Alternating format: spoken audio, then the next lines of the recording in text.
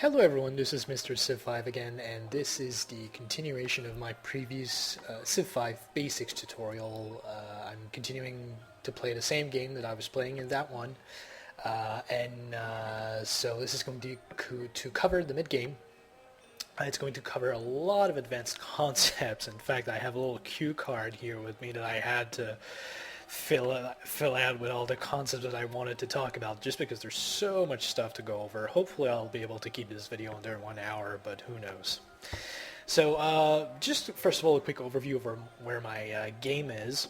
So you remember Kyoto, you remember that this is my capital here. City looks very different now. I hope you've noticed the city is itself bigger, it looks bigger, but the terrain around it looks much different. This looks like it's a much more advanced city for many reasons.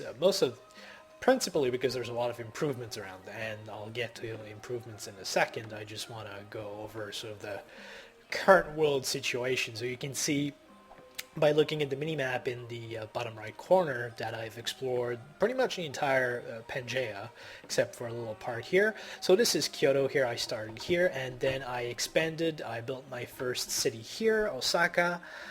There's a bit of desert nearby, but Osaka is still very well situated. There's a river, and there's a lake here, which is providing fresh water to all the tiles around it. There's an oasis, and then there's still, incense, deer, horses. Not a bad spot to settle.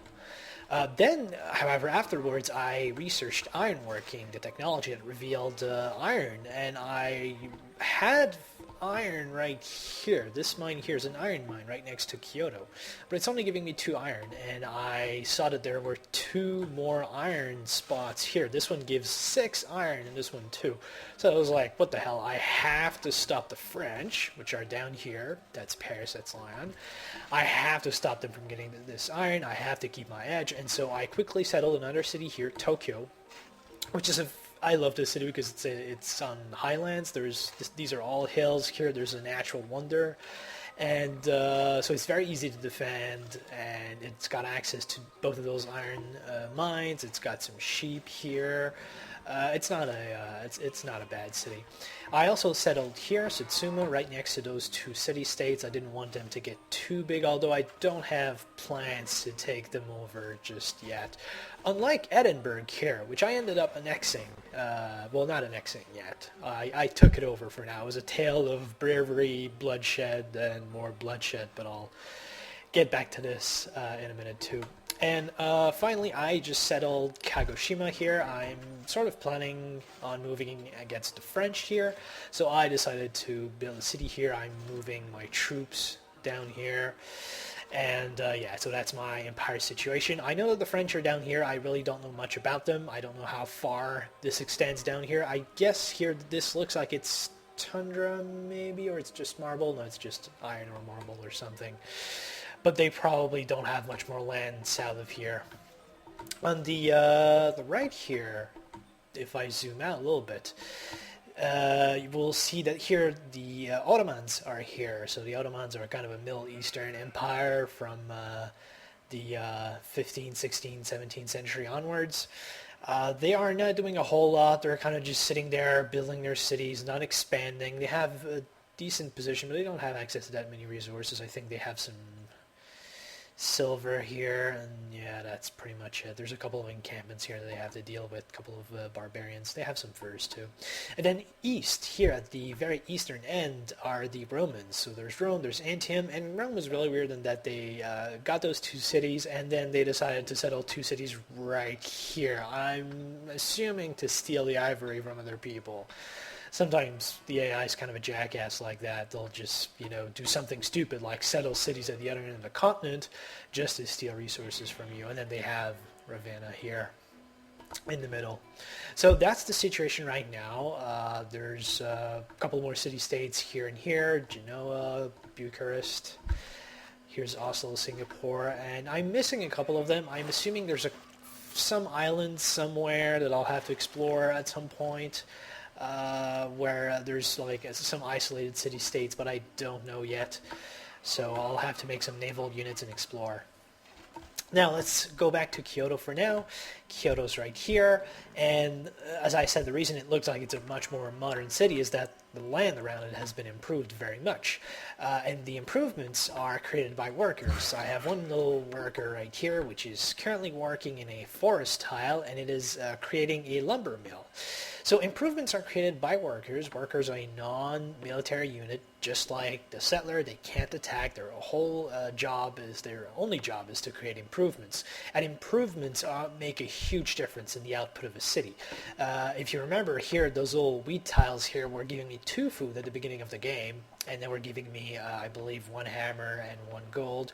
Now I'm in a golden age, and golden ages are a little special, so it's the wheat is giving me this tile is giving me more food, more production, and more gold, but it's giving me 4 food instead of the beginning 2. That is, first of all, because I built a farm on top of it. Building farms increases the food output, and also because I researched a technology. Let's go have a look here. I researched let me find it.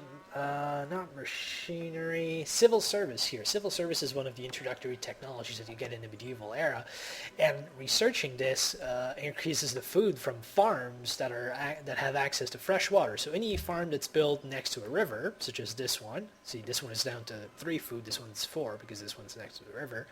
So any farm built next to a river or next to a lake. So a lake like this one here actually provides fresh water to the tiles surrounding it. So because of that, my farms here are generating a lot of food for my capital. Capital is already at 12 population, which is huge. And I've also built improvements on top of the resources that I have near my capital. If you don't build improvements on top of them, you will not get access to these resources. You have to get them inside your borders first and then improve them so that your workers can harvest them. But you don't need to have a citizen working the tile to get the effect from that resource. Just get it inside your border, build an improvement on top of it, and then that's it. You've got access to that resource. So here, horses inside a pasture, wine with a plantation, incense with a plantation, and iron with a mine on top of it. So the basic improvements, just to go over them, there's farm, as I was saying.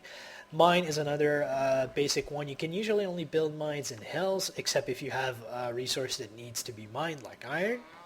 Then there's pastures for horses, cattle, sheep.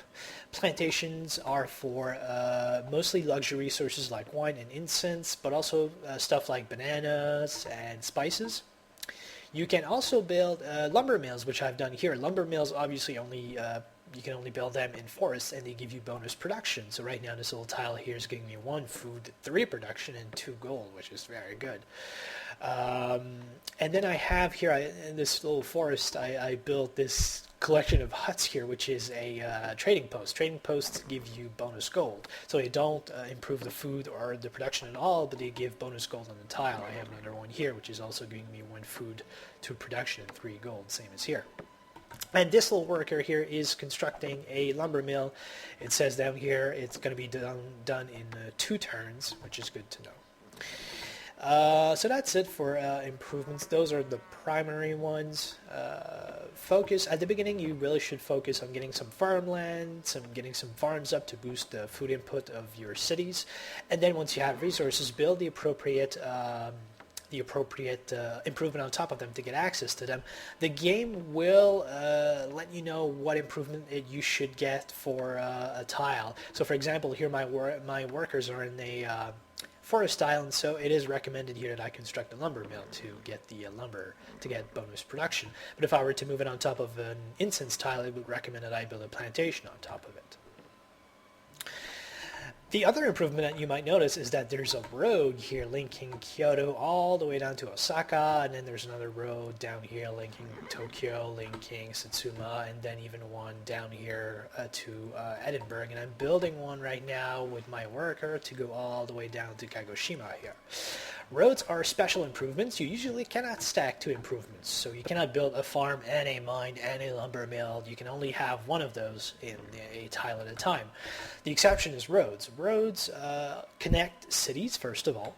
So if you have a series of tiles that have roads connecting 2 cities, you get a trade route between those 2 cities, and trade routes give you bonus gold. So if you look right now at my income, I'm getting 98.5 gold from all my cities, but I'm also getting 35 from trade routes between cities and the capital. And you don't have to link every city directly to your capital. You can link, for example, Osaka to Kyoto. It's got a trade route here. This little icon here says that the city is linked.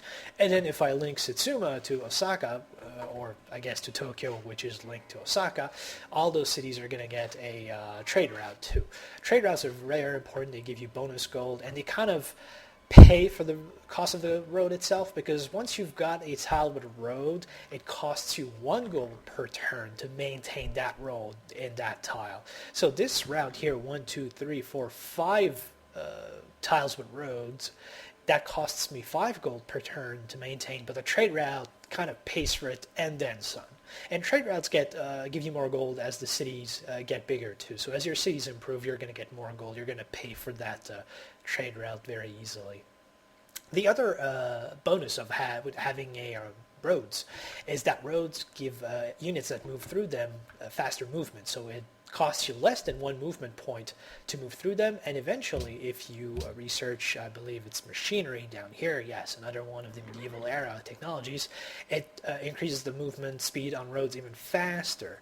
So units would usually take something like 2-3 turns to go from Kyoto to Osaka. Now they can just use a road and get there much faster. So that's a huge advantage when you're moving troops around your empire and moving workers from city to city. The other also improvement with roads is that if you look here, there's a little bridge crossing the river, and that is because I have researched construction down here. There we go. Once you research construction, which is a classical era tech, so it comes very early, if you have roads crossing rivers, you get bridges, and then units that cross those bridges don't have to end their turn right away as they do usually when they cross a river. So roads in general, they give you bonus gold, they let your units move around much faster, they're very good, but don't go overboard. It's very easy to bankrupt yourself if you just build roads all over. You don't need to have roads all over the place. You might sometimes want to build roads to defend resources better, or if, for example, if those 2 city-states were attacking me, I might want to build a road from Osaka to Satsuma to make it a little more direct than having to go down all the way here. It would cost me extra gold, but it would make my units move faster. And yeah, so that's pretty much it. Workers build roads, they build all the other improvements, and very quickly, a quick rule of thumb, the number of workers that you want to have is usually approximately 1 worker per city. So I have right now 1 worker here, I have a couple here improving Satsuma, I have a 4th one down here, and I have a 5th one down here, and I'm up to 6 cities. So that's roughly 1 worker per city. You aim for that and you should be good. You don't need any more than that. You could probably make do with fewer than that depending on how large your empire is.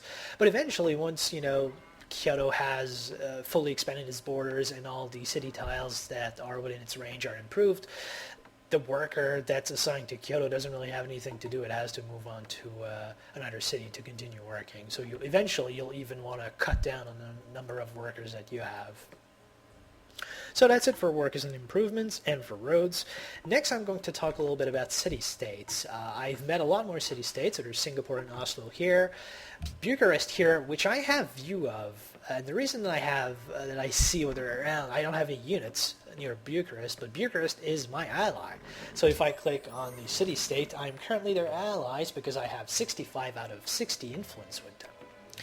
I gained influence with them because I did a couple of things. First of all, I took over Edinburgh over here, which was a city-state. You remember, that was very early. It was I got to be their friend, and then I got to be their ally because I took out barbarians that were threatening them, and then I gave them a little bit of gold because I wanted to have their dies.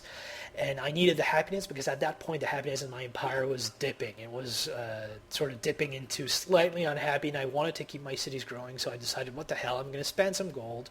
I give them some gold to become their ally, and then they started giving me their dies, and they started to give me some military units every few turns, which is really nice because it allowed me to boost my army and still continue making buildings in my other cities. However, I kind of got broke and I couldn't really maintain my influence with them, so I lost my dies. It was just really bad, but I had all those units that they'd given me, so I was kind of a bastard and I attacked them with the units that they gave me and I took the city over. So directly giving me access to those dies, and I didn't have to give them gold anymore because then they became part of my empire.